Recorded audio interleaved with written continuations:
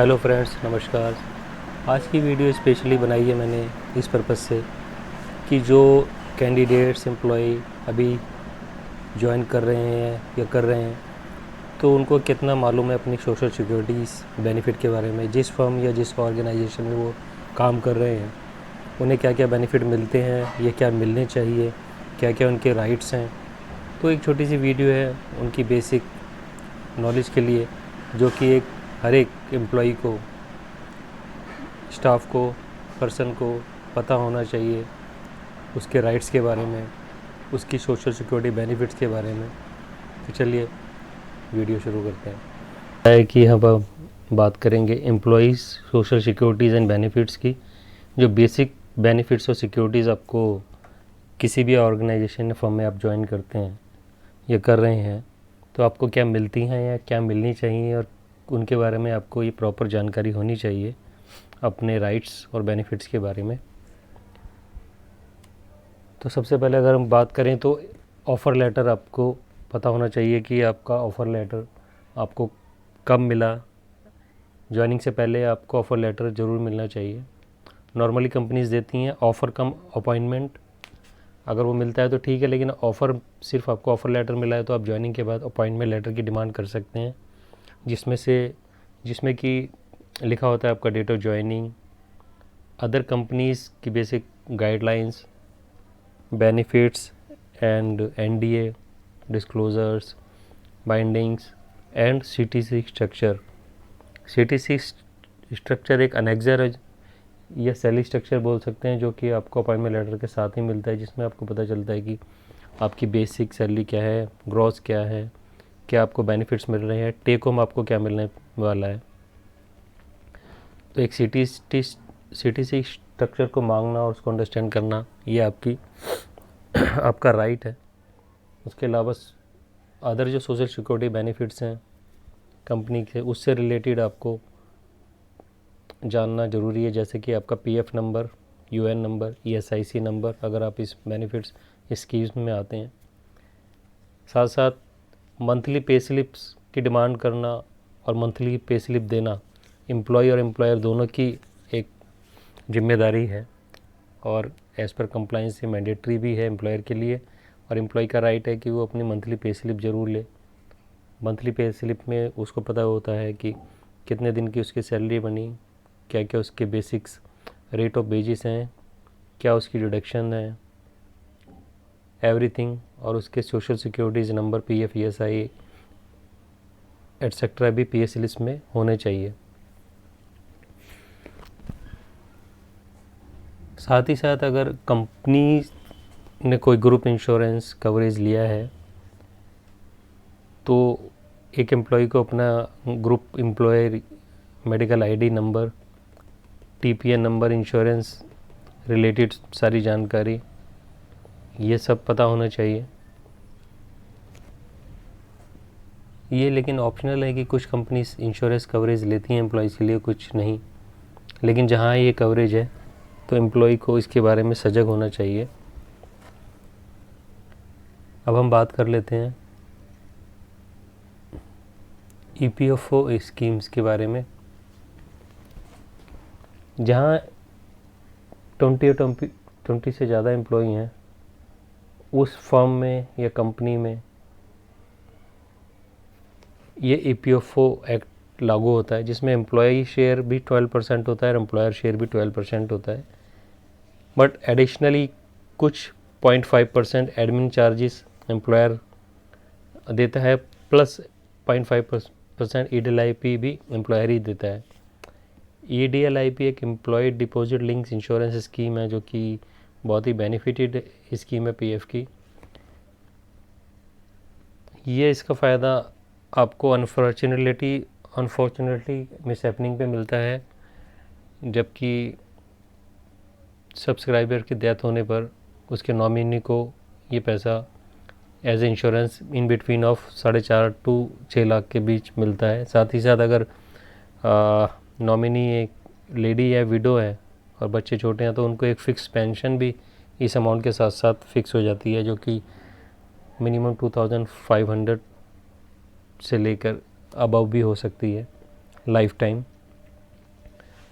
इसके अलावा जब आप सब्सक्राइबर पूरी 10 ईयर्स की सर्विस कर लेता है तो after 58 years he is eligible for a pension, monthly pension also from PF. Pension के साथ साथ जो उसका पीएफ में अमाउंट है वो कंप्लीट विड्रॉ कर सकता है, जो पेंशन अमाउंट है उसको छोड़ के, जो कि 12% उसका पीएफ अमाउंट है प्लस 3.67% एम्प्लॉयर ने डिपॉजिट किया है। एम्प्लॉयर का जो 12% होता है उसमें 8.33 वो पेंशन फंड में जाता है और 3.67% ईपीएफ फंड में जाता है।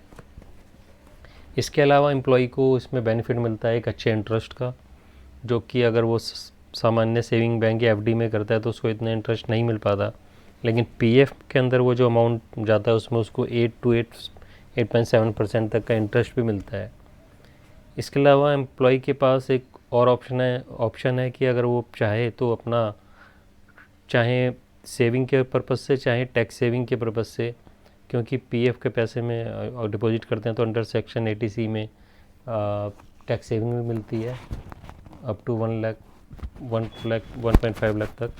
तो कुछ वॉलंटरी पीएफ भी डिपॉजिट करा सकता है जो कि जिसमें एम्प्लॉयर का शेयर नहीं होता।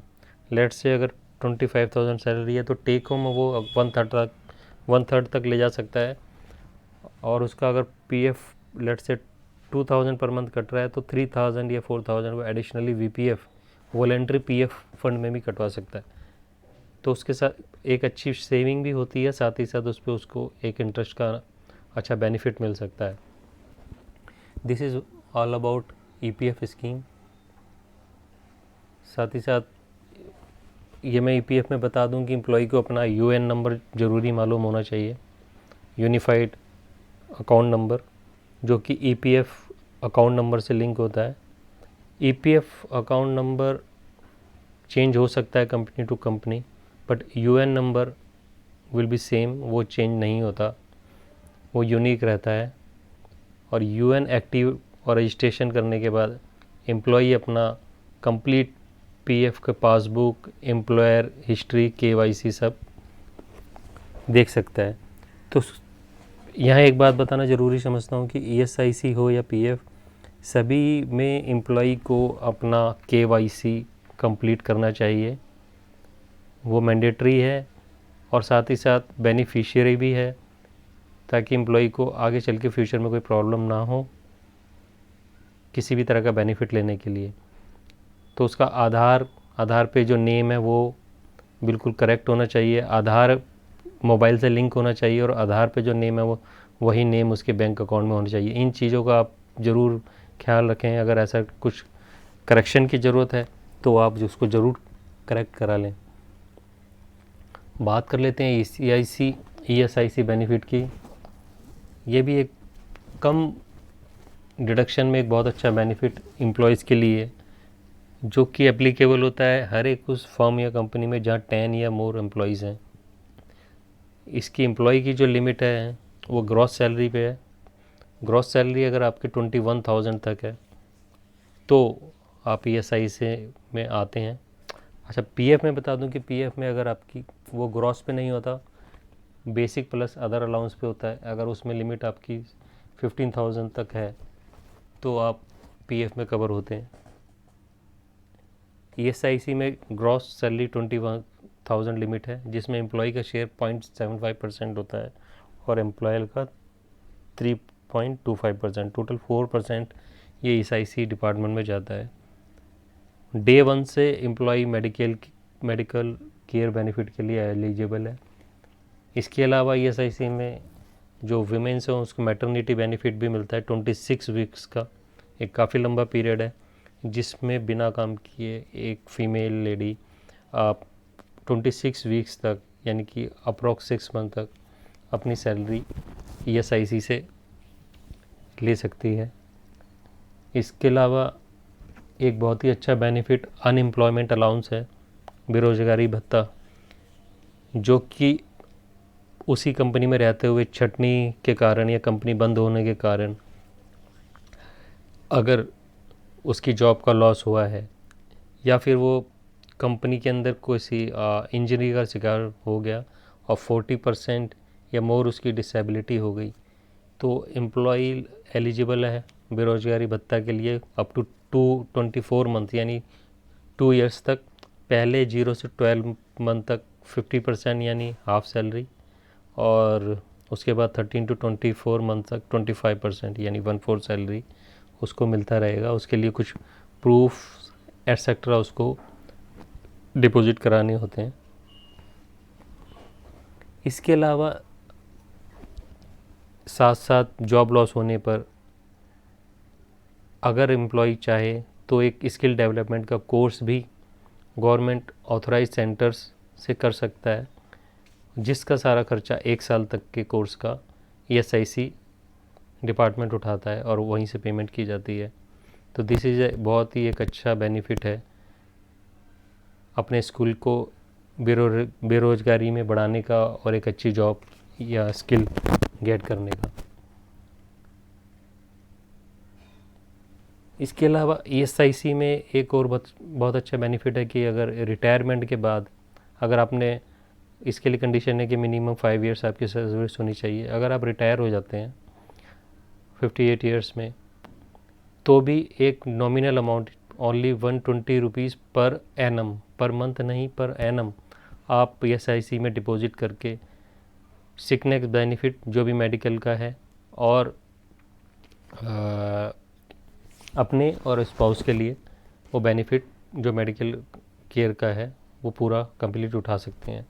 इसके अलावा सिकनेस बेनिफिट है अगर आप की कोई इंजरी या कोई आपकी बीमारी ऐसी है जो जिसकी वजह से आपको लंबी छुट्टी लेनी पड़ती है, और ये छुट्टी 90 डेज़ तक, तो उस लंबी छुट्टी में 90 डेज़ तक की कवरेज ESIC आपको देता है।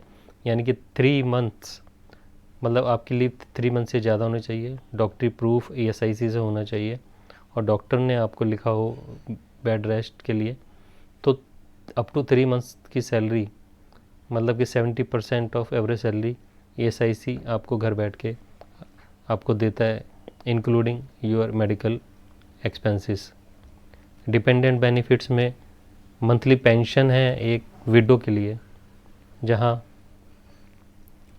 अगर कोई मिसहैपनिंग होती है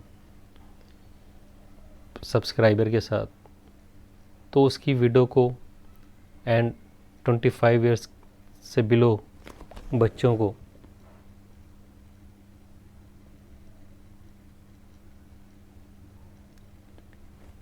मंथली पेंशन,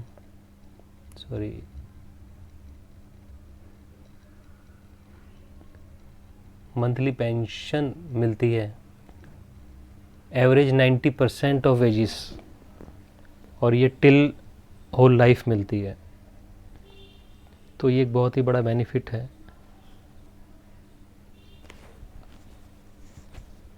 अनफॉर्चुनेटली किसी मिसहैपनिंग पर, जो कि ख़ास तौर से 4th क्लास या लेबर क्लास में, वैसे तो ESIC ने अपनी कवरेज काफ़ी बढ़ा दी है, 21,000 कर दी है, तो इसमें कुछ अपर क्लास भी एडमिनिस्ट्रेटिव लेवल के लोग भी कवर हो जाते हैं।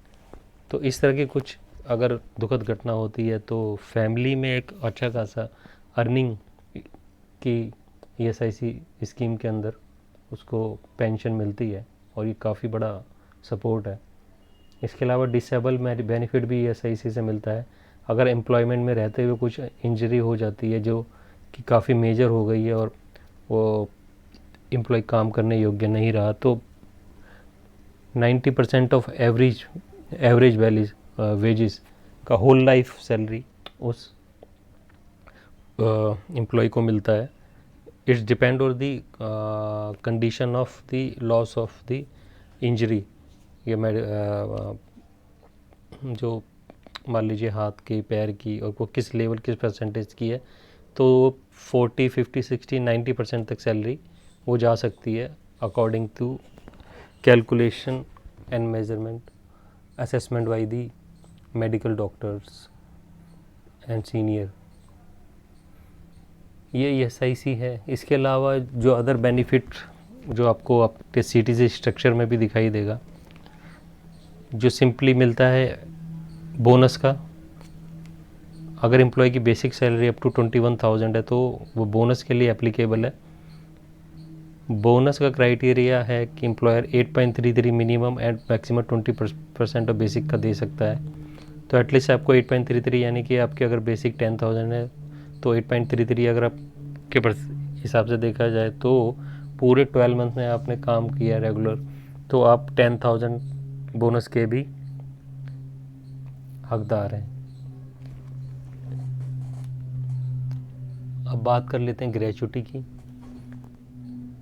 Gratuity is applicable to those employ जिन्होंने 5 ईयर या 5 ईयर से ज़्यादा एक ही कंपनी में कंटिन्यूस वर्क किया हो।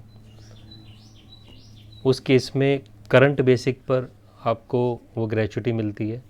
ग्रेचुटी 2 केस में मिलती है, या तो आप उन्हें वो कंपनी में आपने 6 साल या 7 साल बाद कंपनी को छोड़ा है और आप दूसरी कंपनी ज्वाइन कर रहे हैं तो फुल एंड फाइनल सेटलमेंट में आपको अदर पेमेंट के साथ साथ ग्रेचुटी भी मिलती है।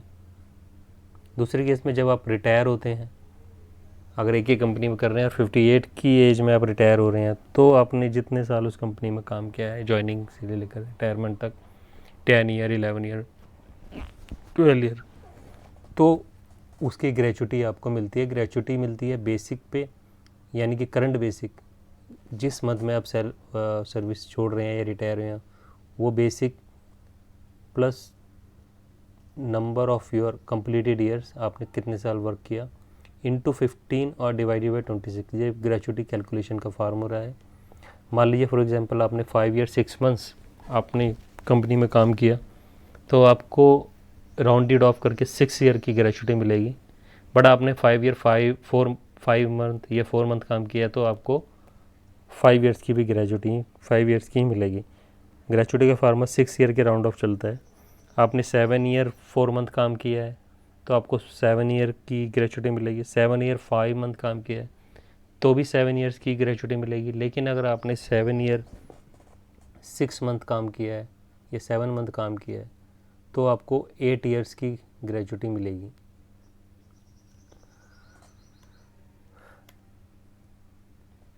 उम्मीद है आपको ये समझ आ गया होगा। अब बात कर लेते हैं, हर एक कंपनी में लीव पॉलिसी होती है और कुछ लीव पॉलिसी स्ट्रेचरीज होती हैं जो कि कंपनीज़ को देनी होती हैं, जिसमें कि कुछ पीरियड के लिए 12 या 15 पूरे साल की ईएल होती हैं जिसे अर्न लीव बोला जाता है। 8 सीएल या 12 सीएल देती हैं कुछ कंपनी, और कुछ कंपनी एसएल यानी कि सिक लीव और सीएल भी कंबाइन करके देती हैं। बट वो क्या क्या है, प्रिविलेज लीव और ईएल लीव, ये एक एम्प्लॉय को जानना उसका राइट है। प्रिविलेज लीव या ईएल लीव जो होती हैं वो आपको पेमेंट आपको मिल सकती है अगर आप वो उस पीरियड में वो अकोमुलेट हो जाती हैं और आप छुट्टी नहीं करते तो आप ईयर एंड या पर्टिकुलर पीरियड के बाद उसको लीव्स को आप एनकेश करा सकते हैं सैलरी के साथ या एज़ पर पॉलिसी कंपनीज़ की। इसके अलावा कैजुअल लीव्स जो होती हैं वो आपको ईयरली मिलती हैं, पर मंथ 1 या as per company policy 6 leaves मिलती हैं। तो ये सारा आपको लीव पॉलिसी का डिमांड करना समझना एक एम्प्लॉय का राइट है। बात कर लेते हैं इक्वल रिम्यूनरेशन एक्ट की। ये एक्ट कहता है कि कोई भी एम्प्लॉयर जेंडर के बेस पे डिस्क्रिमिनेशन नहीं कर सकता। अगर एक ही तरह या एक ही नेचर का काम एक फ़ीमेल कर रहे हैं या मेल भी कर रहा है तो ऐसा एम्प्लॉयर नहीं कर सकता कि उस मेल को वो 20,000 सैलरी दे रहा है, फीमेल को 15,000। तो इक्वल रिम्यूनरेशन एक्ट के ये अगेंस्ट जाता है। एक ही नेचर के वर्क के लिए एम्प्लॉयर सेम सैलरी देगा। This is what this act said. Minimum wages according to every states and central states, हर एक स्टेट्स का अपना एक मिनिमम वेजेस है और वो मिनिमम वेजेस डिपेंड करता है अनस्किल्ड, सेमी स्किल्ड, स्किल्ड और हाईली स्किल्ड्स। आप जिस भी कंपनी में जाते हैं तो आपको पता होना चाहिए कि आप किस लेवल पे हैं और आप ऑफिसर पे हैं या आप टेक्निकल लेवल पे हैं तो आप किस कैटेगरी में आते हैं, अनस्किल्ड में, सेमी स्किल्ड, स्किल्ड और हाईली स्किल्ड। उसी स्किल्ड कैटेगरी के हिसाब से आपका minimum wages as per act, as per state notification set है। तो आपको कोई भी एम्प्लॉयर उस मिनिमम वेजेस से कम सैलरी नहीं दे सकता। साथ ही साथ minimum wages time to time revise होते हैं और वो रिवीजन भी आपको सैलरी में मिलना चाहिए। इट्स नॉट डिपेंड कि आपको जब इंक्रीमेंट होगा तभी सैलरी बढ़ेगी। अगर इंक्रीमेंट से पहले भी या इंक्रीमेंट के साइकिल के आगे पीछे भी मिनिमम वेजेस रिवाइज्ड होते हैं स्टेट गवर्नमेंट या सेंट्रल गवर्नमेंट के थ्रू, तो आपको वो मिलता है मिनिमम सैलरी। ठीक है।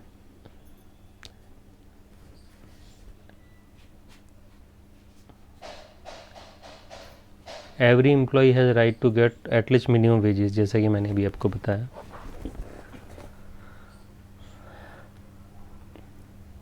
आई think this is clear for you. अब बात कर लेते हैं ऐसी योजना की जो उन लोगों पर लागू होती है जो कि वैसे तो और भी कुछ योजना है, लेकिन मैं पर्टिकुलर इस योजना की बात कर रहा हूँ जो कि मुझे एक लगता है इम्पोर्टेंट बताना, जो कि ऑर्गेनाइज सेक्टर में वर्कर्स हैं जो कि डेली वेजेस पे काम कर रहे हैं या किसी कंपनी में काम नहीं कर रहे हैं, गिग वर्क कर रहे हैं। तो वो भी कुछ गवर्नमेंट की बनाई हुई स्कीम पीएम श्रमयोगी मानधन या प्रधानमंत्री श्रमयोगी मानधन में कुछ मिनिमम अमाउंट डालकर एक अपने लिए एक सोशल सिक्योरिटी सेव कर सकते हैं। फॉर एग्ज़ाम्पल अगर वो 100 रुपीज़ पर मंथ डिपॉजिट करते हैं तो एडिशनली 100 रुपीज़ गवर्नमेंट अपनी तरफ से डिपॉजिट करेगी। टोटल 200 रुपीज़ गवर्नमेंट ऑफिशियल में डिपॉजिट होगा, जिसके बेस पे रिटायरमेंट में उसको एक अच्छा खासा पेंशन मिल जाएगा, जिसको कि कह सकते हैं कि 3000 पर मंथ तो मिनिमम है ही, और उसको जो उसका अमाउंट है वो भी मिलेगा। इसके अलावा इसमें भी विडो पेंशन का अवेलेबल है नॉमिनी को, अगर सब्सक्राइबर की डेथ होती है। ये स्कीम जो भी लोकल सीएससी सेंटर है वहाँ से कोई भी एम्प्लॉय ले सकता, कोई भी मतलब पर्सन ले सकता है, एलआईसी ब्रांच से भी ले सकता है, और पीएफ और ईएसआईसी के ऑफिसेज में जाकर भी एक फॉर्म डिपॉजिट करके ले सकता है। ये स्पेशली उन लोगों के लिए हैं जो कि किसी भी कंपनी या फर्म में रेगुलर बेसिस पे काम नहीं कर रहे, जिनका ना पीएफ है, ना ईएसआईसी है, ना इंश्योरेंस है। तो वो एक कुछ इस तरीके की योजना ले सकते हैं। साथ ही साथ कुछ और योजना भी हैं जो कि वो उनको डिपार्टमेंट जैसे पता चल सकती हैं। मैं कोशिश करूँगा ऐसी कुछ योजना के ऊपर और वीडियो बनाने की। तो दोस्तों this is all about my video. मेरी अपकमिंग वीडियो होगी सीटीसी स्ट्रक्चर पे, कि आप अपना सीटीसी स्ट्रक्चर को कैसे समझें, व्हाट इज़ सीटीसी, ग्रॉस पे क्या है, टेक होम पे क्या है, और सीटीसी टोटल सैलरी आपको क्या है। आप कहीं कंपनी में काम कर रहे हैं, ऑफ़र आपको मिला है 4 लाख का, तो 4 लाख अगर सीटीसी बोलते हैं तो आपके हाथ में कितना या आपके बैंक में कितनी सैलरी आने वाली है। तो जल्दी ये वीडियो मैं अपलोड करूँगा।